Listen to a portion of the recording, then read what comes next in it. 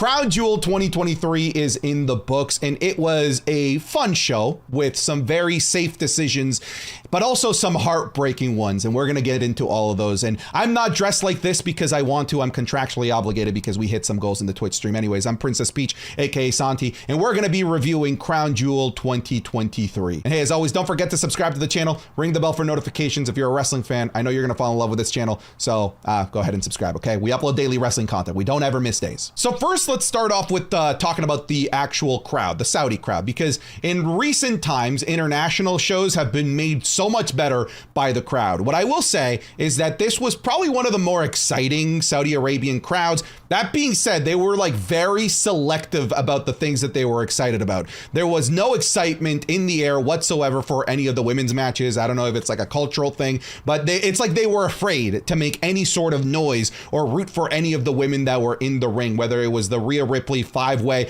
or whether it was somebody very special returning from hiatus, which we'll talk about in just a second, whether it was the Io Sky match, any of the women's entrances. They just like refused to make any noise. However, for the rest of the show, like they were a pretty vocal crowd. For the most part, they were the most vocal for LA Knight. My goodness, were they vocal for LA Knight. Same with Roman Reigns, and they were vocal for the World Heavyweight Championship match. And I would say that they were also incredibly vocal and very loud for Cody Rhodes. So they were very selective in terms of like where they chose to be like a super energetic crowd. But I will say it's a little disappointing that they made absolutely no noise for any of the women's matches or any of the women's segments. But let's go through things match by match. Let's start off with the kickoff show real quick. Sami Zayn versus JD McDonough in a pretty decent match. I will say JD McDonough is selling his ass off. He sold his ass off for Sami Zayn, made Sami Zayn's offense look just so violent and so brutal. This was about a 10-minute match that was honestly like a lot of fun. I would have been perfectly fine with this being on the show, considering that Cody Rhodes versus Damien Priest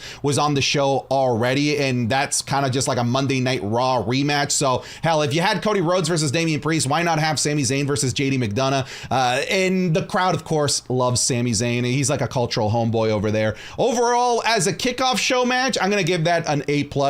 You know, I don't do grades. I don't do numbers. I do thumbs up, thumbs down. That gets a thumbs up for me. It was a pretty decent kickoff match. Next, we have the World Heavyweight Championship match between Seth freaking Rollins and Drew McIntyre in about a 20-minute fantastic match that I felt like it left a lot to be desired. And I think that you could tell that this was going to be a disappointment based on what they did with the entrances. It was very weird that Seth Rollins came out first because it immediately set up a level of excitement for all fans expecting Drew McIntyre either to have a special entrance or to come out to Broken Dreams, because it's not very normal to come out after the champion, and yet Drew McIntyre did, and he just came out to his regular entrance, the sword, the bagpipes, etc. There was nothing special about the Drew McIntyre entrance, so that was a bit of a blue ball situation that I was not a fan of. The match itself, I thought was really, really good. The crowd really loved it, and I dare say, aside from perhaps the Nakamura Last Man Standing match,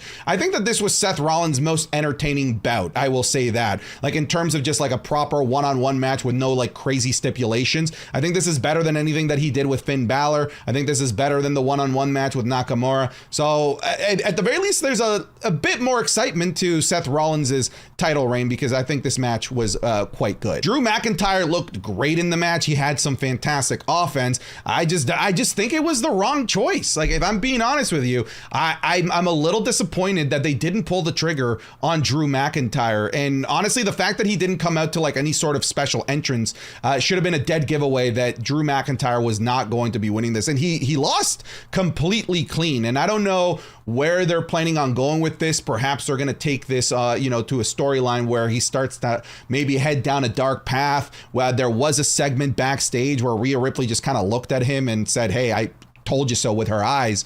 And maybe this is going to lead to heel Drew McIntyre. But right now, as of the making of this video, like, I'm pretty disappointed in the choice, because I really feel like Drew McIntyre was the right call here. So overall, I'm still going to give the match a thumbs up. I'm just going to give the booking decision a thumbs down because I really think it was the right time to pull the trigger on Drew McIntyre there. Now, there was some shenanigans after the fact. We did have Damien Priest come out to come and officially cash in. He handed it to the ref. He was ready to go, but then we had a hooded figure in Sami Zayn come out, steal the briefcase, run through the audience a la 2011 CM Punk Money in the Bank, and that's it. Left Damien Priest just looking like an idiot there, and he wasn't able to cash in. I don't like that. I really don't. Like, stop teasing these cash-ins. Either do it, okay, or ignore the fact that he has a Money in the Bank briefcase. Like, these constant failed teases honestly just belittle the concept of the Money in the Bank, and I think are belittling Damien Priest as a whole. I did not like that. That as a whole, like that segment, the fact that the cash in failed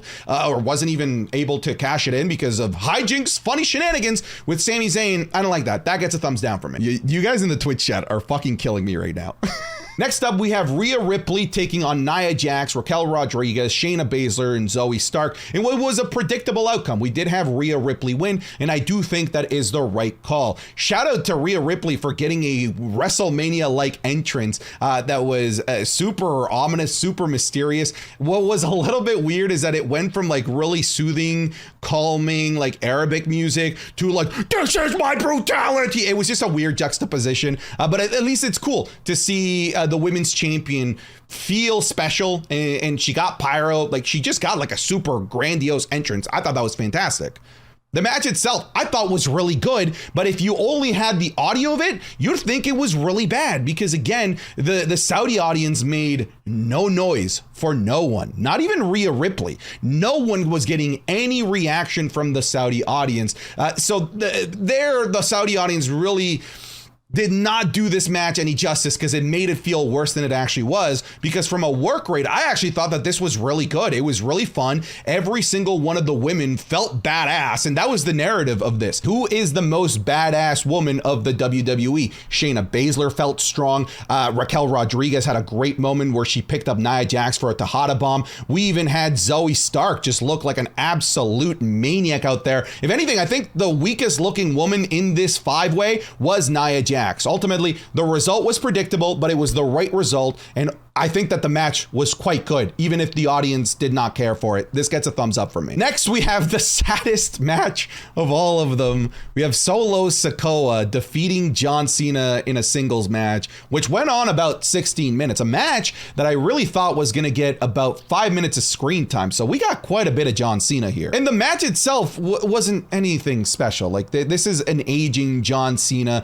in a Solo Sikoa that's not exactly Daniel Bryan that can carry John Cena to a 5-star match, but I think that there was a decent enough narrative to keep me hooked throughout the match. But ultimately, I'm just kind of left a bit bummed out with their decision to absolutely annihilate John Cena. Now, mind you, this wasn't a squash match by any regards. The ending definitely felt like a squash match, but John Cena had plenty of offense. Like I said, it went on for 16 minutes, but the last 3 minutes of this match really just felt like the annihilation, the destruction, and the ending of John Cena. I really believe that we're not going to see John Cena for a really long time. He got the standing ovation farewell from both Michael Cole and from the audience in Saudi Arabia, but I really don't think that this is a retirement match. I feel like it would have been properly announced as such. I feel like John Cena would have maybe like left his sneakers or his wristbands in the ring.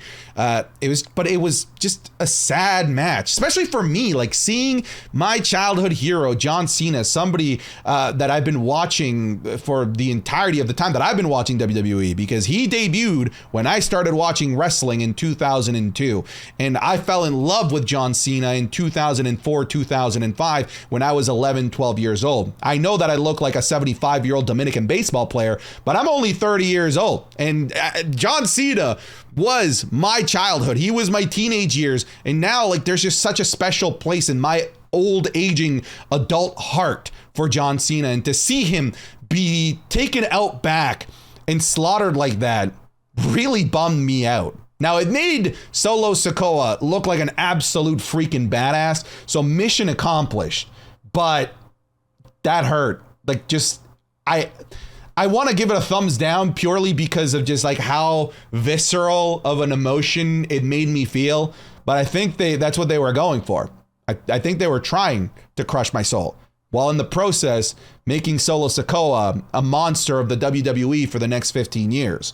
So mission fucking accomplished, but screw you, WWE. I can't believe you did that to my hero, John Cena. But that's okay, because things picked up because we had Logan Paul defeat Rey Mysterio and become your new United States Championship. I will say, ultimately, this match was good, but the choreography of the match left me a little bit confused, because these are two guys that are dynamite. They are exciting. They're there to get a crowd off of their feet with their moveset, and yet the first 3/4 of the match was a very slow, very methodical, a lot of rest holds, a lot of submissions, and that doesn't really do any favors for Logan Paul and for Rey Mysterio. So I was a little bit confused with their decision to go with that style of match, but after that ended, we did get the typical Rey Mysterio Logan Paul match that we were all expecting.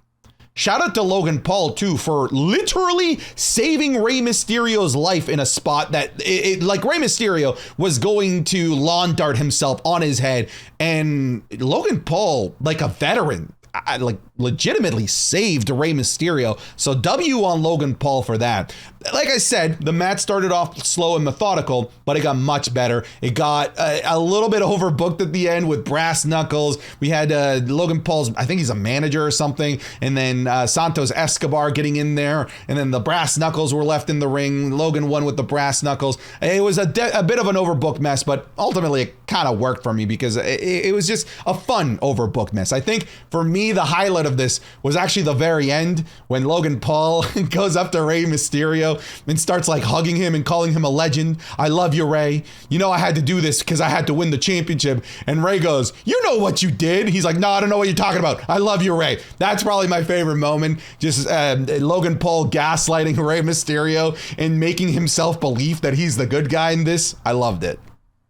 Overall, again, a thumbs up from me, but this could have been way better if they didn't do the slow, methodical type of match at the very beginning. If I could redo something, it would be the pace of the match. But Logan Paul did have a very fun entrance with these like dune buggies where he went like from the desert to the streets of Riyadh into the stage. So great entrance, but overall, I'm still going to give this a thumbs up. Next up, we have Io Sky versus Bianca Belair for the Women's Championship. Now, in my predictions video, I said that Io Sky was going to retain, but I didn't say how she was going to retain. I just said I have a feeling that there's going to be some shenanigans that will help Io Sky retain this championship as she continues to get away time after time from these main eventers that are gunning from her championship. And yeah, it's exactly what happened. Shenanigans happened. The match itself was fine. It was nothing special. It was not anything that I wouldn't expect outside of a Friday Night SmackDown, where I guess the PLE feel of it came was when we had the re-debut, the return of an evil,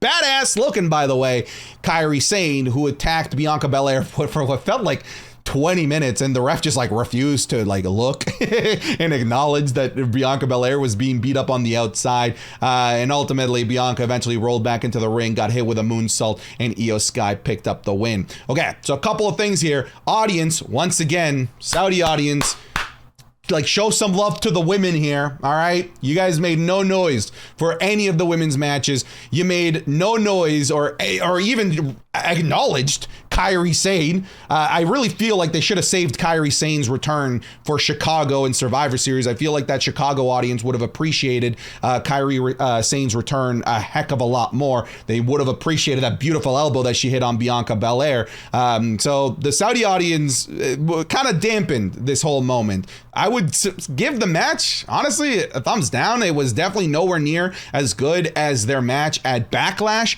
I will give like the spot and the return of Kairi Sane ultimately like a thumbs up because it's cool to see Kairi Sane back in the WWE. But then like the Saudi audience, thumbs down here for you because I really feel like you borderline kind of ruined this moment, which was very special for women's wrestling to have Kairi Sane, a big free agent get, by the way, that they were able to steal from Japan and probably outbid AEW for, and y'all made no noise for this. So Yeah, this thumbs down overall, I guess. Oh, at some point in the show, I forgot that there was a surprise Miz TV segment, the guest being Ibrahim Alhaj, a movie star from Saudi Arabia. I will say, like, I don't know who he is, but I guess that's cool for the Saudi Arabian audience that they saw one of their celebrities make an appearance on Miz TV. There were a lot of people in my community in the chat that were really upset and felt like this was just so dumb and so terrible, but I just wanted to remind them and remind you at home that that segment was not for you. That segment was purely for the people in attendance.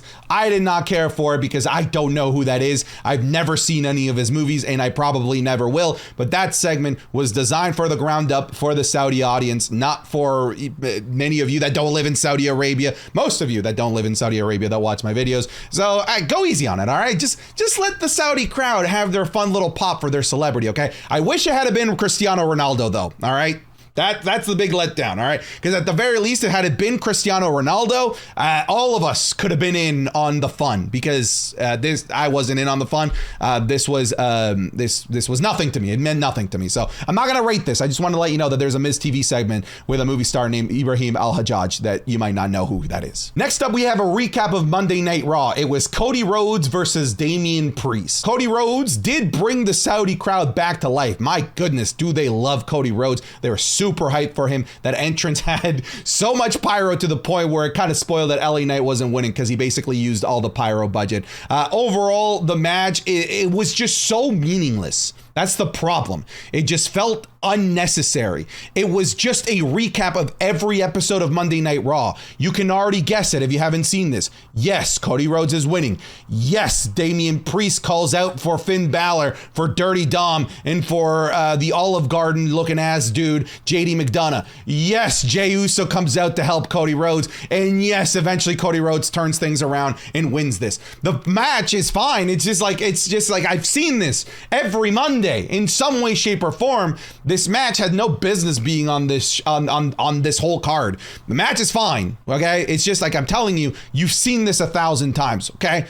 Thumbs middle, like, because the match is fine. It's just like, but like, who cares? Who the hell cares? In terms of caring, thumbs down, okay? Because I don't think any of you are going to care because it's just a Monday Night Raw recap match. And in the main event, oh God, I've got some things to say about this. We have Roman Reigns versus LA Knight for the WWE Undisputed Universal Championship. The crowd was in love with LA Knight. The man was breathing and people would chant, yeah. There were so many yeah signs. Like, this man was so over. I will say the Saudi audience made me swallow my words because I said that I don't think that the Saudi audience is the right audience for LA Knight's like rise to fame. And they were fantastic for LA Knight. They made me look stupid because they were so good. They were on their feet the entire match. They were loud the entire match. There were no periods where the crowd was lulled. Like, they were there to cheer their ass off for this match. This was a quintessential bloodline match. LA Knight gets the upper hand. He's winning. Okay. And then eventually, yes, cue it. Solo Sikoa and Jimmy Uso comes out. All right. LA Knight fights off Jimmy Uso and then gets hit with a spear and then gets hit with another spear and Roman Reigns wins. Okay, so the match, the energy was fantastic. It was electric. It borderline felt like a WrestleMania match. It gets like so many thumbs up. Where we need to talk is the goddamn result. Because LA Knight won. If you go back and watch the replay, when LA Knight hit the BFT, the ref counted clean 3. The crowd chanted 1, 2, 3, and then the ref started to do a 4th count. I don't know what happened, but go back and watch the replay. LA Knight won. And all I'm hoping for is that they make a storyline out of this because I'm flabbergasted. I'm flabbergasted that they would. I know it wasn't on purpose because what the ref did, he came in and slid in. And as he slid in, he did a count and everyone in the arena counted it. And then after doing that 1 count, he goes 1, 2, Roman kicks out. But everyone, including me, really thought that that was a full 3 count. So I hope they make a story out of this. I think it's highway robbery. In my eyes, LA Knight won that. He won the hearts of the people. He won the hearts of and souls of the WWE universe. but I think he won the match. I really believe that he won the goddamn match. And they let Roman walk out of there as champion. And he's not going to appear at Survivor Series. We're not going to see Roman until Royal Rumble. So we're just kind of left with Seth Rollins here, but we'll see what he does. But overall, the match gets a thumbs up. Now, there's a couple of extra things that I'm going to mention regarding social media. John Cena tweeted out a picture of David Beckham's last match, maybe perhaps indicating that that was his last match. We had Will Ospreay reply with eye emojis to Seth Rollins retaining the World Heavyweight Championship. And we even had Seth Rollins reply to Will Ospreay that the waters are warm. So maybe, just maybe, the biggest thing to come out of Crown Jewel wasn't even in Crown Jewel. Maybe it was on Twitter. Maybe we're getting Will Ospreay to the WWE. I'm going to leave it there. I'm going to say that this show does get a thumbs up. I am still disappointed by it, but it's still a good show.